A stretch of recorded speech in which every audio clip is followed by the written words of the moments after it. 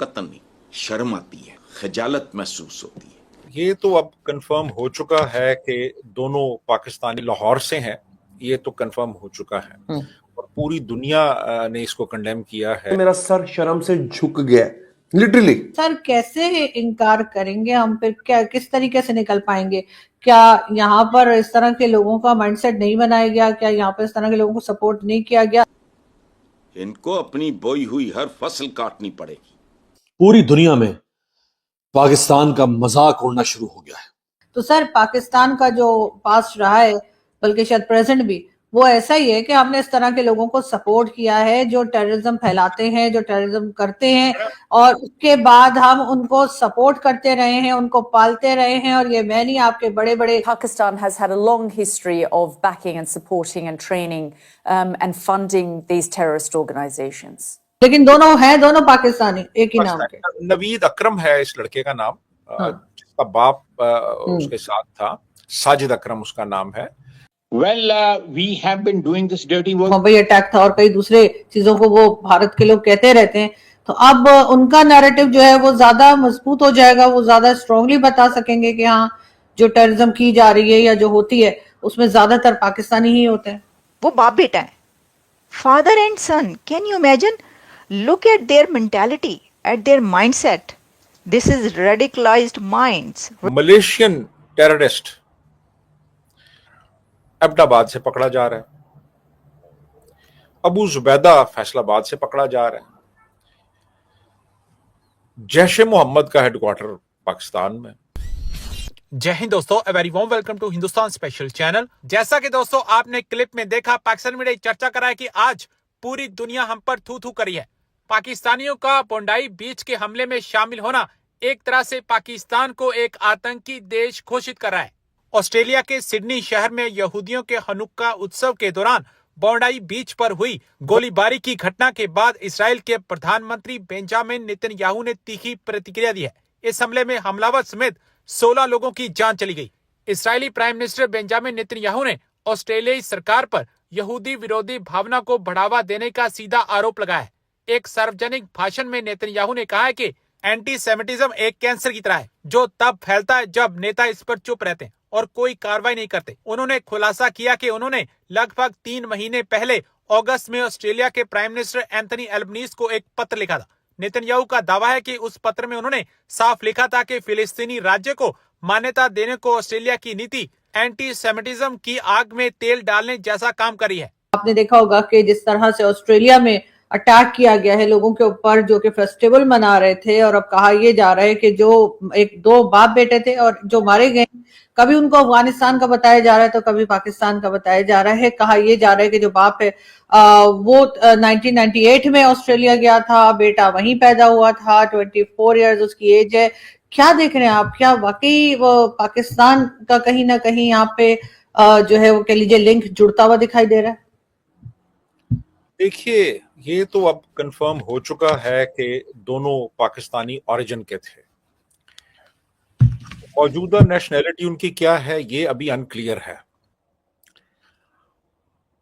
लेकिन जो रिस्पांस हमारे यहां से आ रहा है ना, वो बड़ा एक अजीबो-गरीब किस्म का है कि ये शूटिंग्स जो हुई, ये इन शूटिंग्स में, ये बॉन्डी बीच है सिडनी के कुर्बो जवार में, और मैं गया हूँ वहाँ पे, मैंने देखा है। बड़ी एक मशहूर और मारूफ जगह है और वहाँ पे बहुत लोग जाते हैं, ये ख़ास तौर पे हॉलीडेज में। तो कल वैसे भी छुट्टी थी, इतवार का दिन था। तो ये 2 अफराद थे, दहशतगर्द थे। ये बाप था साजिद अकरम और बेटा उसका था नवीद अकरम। बाप की उम्र 50 साल है, बेटे की उम्र 24 साल है। बाप के पास 6 लाइसेंस शुदा हथियार भी थे। ये हथियार लेके गए और वहाँ पे हजारों लोग जमा थे, जो कि जूश फेस्टिवल हनुका होता है, जो कि 8 दिन और 8 रातें जारी रहता है। तो वो 14 से लेके 22 तारीख तक था। तो कल पहला दिन था, काफी लोग आए हुए थे वहां पे, तो उन्होंने वहां जाके अंधाधुंध फायरिंग शुरू कर दी और 15 अफराद को कत्ल कर दिया। लेकिन यह साबित हो गया कि वो अफगान नहीं है, उनका ताल्लुक लाहौर से है और वो लाहौर से बिलोंग करते हैं। तो अब ये तो साबित हो गया जी कि पाकिस्तानी है, और इस बात को बिल्कुल नजरअंदाज कर दिया कि मारने वाले जो थे वो मुसलमान थे और वो पाकिस्तानी थे। तो अब बात यह है कि ये बहुत ही एक घिनौना जुर्म है, सीधी सीधी दहशत गर्दी है ये। और आप ये नहीं कह सकते जनाब कि अगर बर्मा में कुछ हुआ है, फलस्तीन या कश्मीर में कुछ हुआ है, तो ये अगर हो गया तो ठीक है जी। ये एक डिफेंस मैकेनिज्म है ना। काफी लोग जो है वो कहते हैं कि भाई नाम हमारा पहले ही खराब है। आपने देखा कि जैसे अभी रिसेंटली इंडिया में एक फिल्म जो बहुत चल रही है इस वक्त, उसमें भी यही बताया गया है कि पाकिस्तान की तरफ से जो है वो टेररिज्म की गई। अब के लिए वो जो मुंबई अटैक था और कई दूसरे चीजों को वो भारत के लोग कहते रहते हैं, तो अब उनका नैरेटिव जो है वो ज्यादा मजबूत हो जाएगा, वो ज्यादा स्ट्रांगली बता सकेंगे कि हाँ जो टेररिज्म की जा रही है या जो होती है उसमें ज्यादातर पाकिस्तानी ही होते हैं। देखिए ना, आप इसको एक तरफ रखें, आप जरा तारीख देखें। तारीख में आपको पता चलेगा कि मलेशियन टेररिस्ट एबटाबाद से पकड़ा जा रहा है, अबू जुबैदा फैसलाबाद से पकड़ा जा रहा है, एमल कासी डेरा गाजी खान से पकड़ा जा रहा है, यूसुफ रमजी इस्लामाबाद से पकड़ा जा रहा है, यूसुफ वो जो यूसुफ शेख था, यूसुफ हैदर शेख, वो निसार रोड रावलपिंडी से पकड़ा जा रहा है, और Osama bin Laden most wanted terrorist of the world, वो एबटाबाद से पकड़ा जा रहा है। जैश मोहम्मद का हेडक्वार्टर पाकिस्तान में, लश्कर तैयबा पाकिस्तान में। तो ये कौन लोग थे? क्या ये टेररिस्ट नहीं थे?